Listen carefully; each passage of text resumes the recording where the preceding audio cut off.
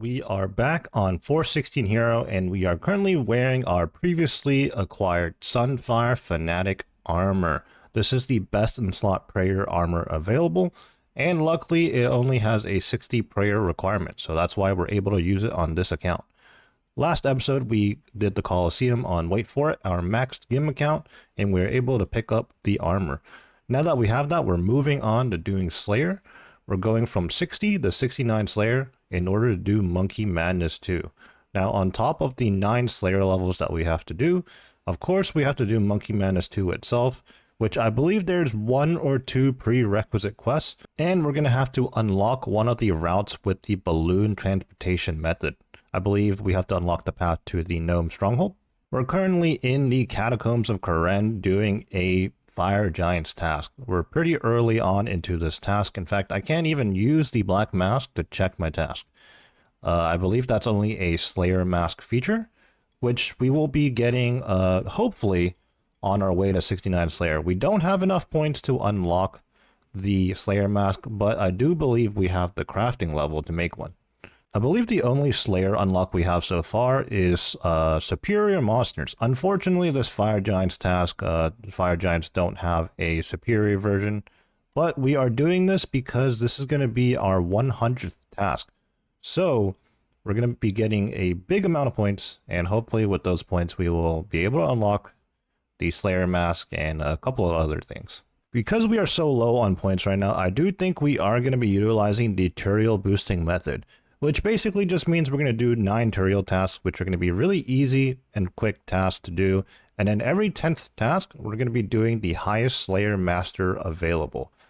I believe that's actually going to be Konar, although I don't know. Konar is a little bit more annoying to do, so maybe we'll opt to do Duradel or Neve instead. I don't know, we'll have to see. Let's just go ahead and finish this Fire Giants task first. While we're doing Slayer on 416 Hero, we are upkeeping Blood Runes. This is a pretty familiar spot that we're at on this account when we're not actively playing it. We're at the Zaya RC area on Karen as well, actually. So both characters are on Karen right now. While we're wrapping up this trip, because we're running low on food in our inventory, I do want to say that I am actively trying to do our Slayer task in the Catacombs whenever possible.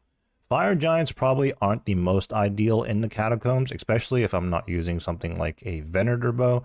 And obviously on this account, I don't want to gain prayer EXP. I want to be locked to 63 prayer.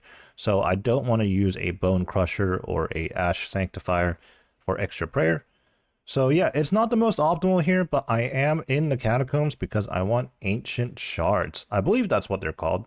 Basically the shards you use to charge your arc light, because down the line we're going to want to turn the arc light into a emerald light. And in order to do that, you actually got to use the arc light charges. Yes, I'm in Lumbridge. No, I didn't die, luckily. I was trying to TP to the POH, wait for its POH, but I forgot I hopped worlds to find an open spot at the Fire Giant spot. So I almost died. Luckily, I caught on, because if you see, your previous host appears to be unavailable or no longer in your group. It's actually just on a different world. But yeah, I like panic tellied. I saw like I had other teleports available, and I just so happened to teleport back to Lumbridge. Just wrapped up the Fire Giants task and received 300 points for completing our 100th task. Let's speak to Neve real quick. We have 367 points in total. And apparently it costs 400 points to make the Slayer mask, or at least unlock the ability to make one. So we're going to have to do some more Slayer. Like I said before, we're Turiel boosting, so let's head on over back to the POH and Birth Rope and pick up some new tasks. Oh, and also we did manage to gain 1 Slayer level during that task, so we are now level 61. 8 more levels to go. Well, this was completely unexpected. Just got a collection log from Cave Slimes, Iron Boots. Here comes the 10th task again. I've made up my mind and I'm heading over to Konar right now. Hopefully we don't get a terrible task. For those of you unfamiliar with Konar Slayer, I can break it down for you real quick. Konar Slayer works the same as regular Slayer, except not only does she designate you the monster that you have to slay, she also designates where you have to go. Konar Slayer can be great because the mobs that she assigns, they have a chance in dropping a Brimstone key. With those keys, you can unlock this Brimstone chest and get some loot. As you can see, we've opened this brimstone chest 0 times. So if we get lucky on whatever task we're about to get next, we could come here and open up this chest and get some loot.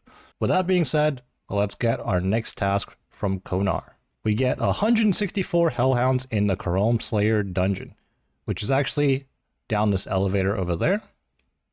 Now this is a good example of a task that's not very good. For one thing, people should avoid hellhounds altogether, unless they are going after hard clues or doing Cerberus with level 93 Slayer, I believe? 91 for Cerberus. However, even if you were going after Cerberus, you wouldn't want to pick up this task from Konar, because in order to do this Hellhounds task, we have to do it here in this Slayer dungeon underneath Karum. Karum? You know, this location where Konar is. Oh, there we go. We're about 50 KC into the task, and we finally get ourselves a Brimstone key. We'll stack up a couple of those before we decide to open any. Coming towards the end of our Slayer task here at Hellhounds, and we just hit 62 Slayer. So 7 more levels to go, and also with that level, we hit 1775 total level. Our total level is actually really getting up there, considering that we've locked attack, defense, and prayer levels. With the completion of the Hellhounds task, I'm fairly certain, and it's going to be a little awkward if it's not the case, but okay, yep, 400 points to unlock the ability to make a Slayer helmet. Did I click the right thing? Yes, I did. Confirm. Okay, now we open the store. I believe we already have earmuffs, but we're going to get the spiny helmet, the nose peg, face mask. We might have one of those, I'm not sure. We're going to need an enchanted gem, and I believe that's everything we need to make a Slayer helmet. Moment of truth, let's use the earmuffs on our black mask, and there we have it, a Slayer helmet that is also imbued. One of the tutorial tasks we picked up was a rat task, so here we are geared up outside Scurrius. I figured we'd come back here because last time we were here, we were working on combat achievements, and we got most of the combat achievements done except one of them, being killing Scurrius with a ratbane weapon, which you can only get from Scurrius itself. So with a task of 24 rats, hopefully we can get the drop. Now I decided to make use of our GIM dynamic here, and we're going to be doing Scurrius Dolo. We have our maxed account, wait for it here, geared up in Torva, Echo Boots for extra prayer, and let me switch to POV real quick. We are actually on the Lunar Spellbook. We're going to be utilizing pot shared for the combat pots and the prayer pots. I hopped in here, I pre-potted the super combat, and before you know it, I barely even recorded this, we are 1 KC in already. Despite Scurrius being an early game boss, it actually has a fair amount of mechanics. This is because they introduced the boss with the intention of teaching new or early game players boss mechanics to prepare for future bosses that might be harder. So with that being said, I am taking a fair bit of amount of damage here. It's kind of hard to manage 2 accounts at once. So I think the strategy here is I'm going to let my maxed account tank damage, and I'm going to try to avoid the mechanics a bit more on 416 Hero.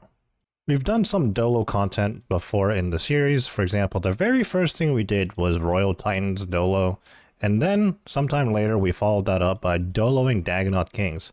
But here, Doloing Scurrius, this is the first time both accounts have had mega rares. And honestly, 2 accounts scything Scurrius right now is kind of like a ridiculous idea. So I guess this is a little bit of a preview on how I'm doloing. If I'm really locked in, I can definitely dodge all the shadows and prayer flick on both accounts correctly. But honestly, that is a lot of effort for just doing Scurrius. So for the most part, I am prioritizing the correct prayer flicks on the weaker, lower defense account. That only makes sense. As for these smaller giant rats, I actually am mostly ignoring them, particularly on 416 Hero, because I want to preserve the Slayer task on that account. So on Wait For It, since it's not on task, I use that account to clear out the smaller rats. And then I just prayer share or pot share prayer pots and the super combat pots where I can. We have about 10 KC left on task, so I think we do have to make 1 bank trip and then come back. Yep, so right there we have 10 KC left on task, but we were out of prayer, so we had to TP out. So 1 more trip and we should be done. We started this task at 10 KC Scurrius, and now we're at 21, so 10 more to go, and we'll see if we can get our Ratbane weaponry. In the middle of a KC here, I just made a realization. I have the same KC on both accounts. So I took the same approach on both accounts and simply just came here and did the bare minimum required to knock out a couple of CAs. I guess I don't have the Ratbane weaponry on either account. Just wrapped up the Scurrius task, and unfortunately, no Ratbane weaponry or the pet. But we keep moving. Back tutorial. Before we move on to our next Slayer task, there's one thing we have to do. I'm currently outside the Tears of Guthix minigame, and we'll head in there shortly and get ourselves some runecrafting EXP. We're just under 2k EXP to go until we hit 49, and then I believe maybe we'll be able to do Tears of Guthix one more time before we hit 50, and we will no longer be able to do it. Now, for those of you that don't know, Tears of Guthix is a minigame that you can do every week, and it will put EXP in your lowest level skill. So for our case, it's 48 runecrafting right here. But the reason why I say we have to be careful is because 416 Hero, this account, is a 50 defense, 82 attack, and 63 prayer level restricted account. This is a self-imposed restriction, and as such, I won't be able to do Tears of Guthix every single week once runecrafting surpasses defense. However, if you're a normal account, by all means, keep up with Tears of Guthix every single week. It is worth it, but personally, I've always been lazy with Tears of Guthix, and I've definitely missed the last couple of weeks. But here I am, just between Slayer tasks, and I remembered to do Tears of Guthix.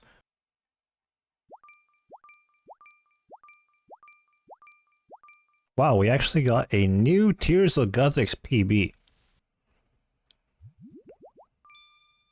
10,800 runecrafting EXP. That puts us at 49 runecrafting with just 708 to go.